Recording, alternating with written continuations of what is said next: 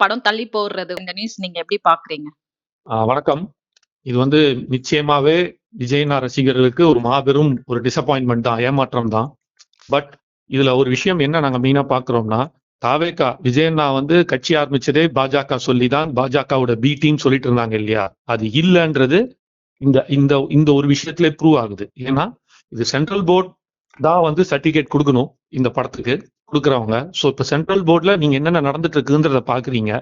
ஜட்ஜே கேட்கிறாரு, என்ன இந்த மாதிரி ஒரு ரொம்ப அப்நார்மலான கேசஸ் எல்லாம் கிரியேட் பண்ணிட்டு இருக்கீங்க, இஷ்யூஸ், இதுக்கான காரணங்கள், ரீசன்ஸ் எல்லாம் ரொம்ப அப்நார்மலா இருக்கு, ஏத்துக்கிற மாதிரியா இல்லையே அப்படின்னு சொல்லிட்டு அவரே கேட்கும்போது, இல்ல அப்படி இப்படின்னு சொல்லிட்டு ஒரு ஹை லெவல் ப்ரெஷர் எங்கேருந்தோ அந்த சென்ட்ரல் போர்ட் கமிட்டிக்கு வந்திருக்கு, ஐ மீன் சென்சார் கமிட்டிக்கு வந்திருக்குன்னு மட்டும் தெரியுது.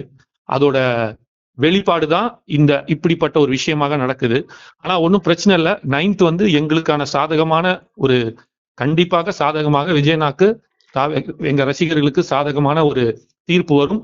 ஸோ மேக்ஸிமம் 10th, தப்புனா 11th படம் ரிலீஸ் ஆகிறதுக்கான வாய்ப்புகள் நிச்சயம் இருக்கு. ஒரு நாளோ 2 நாளோ தள்ளுது, பட் டெஃபினட்டா இந்த பொங்கல் கண்டிப்பாக ஜனநாயகன் பொங்கலாக இருக்கும். பராசக்தி ரிலீஸ் முன்னாடியே அப்ப வந்துருமே, அதை பத்தி என்ன நினைக்கிறீங்க? வாழ்த்துக்கள், வெற்றி பெறத்துக்கு வாழ்த்துக்கள். நன்றி காமேஷ்.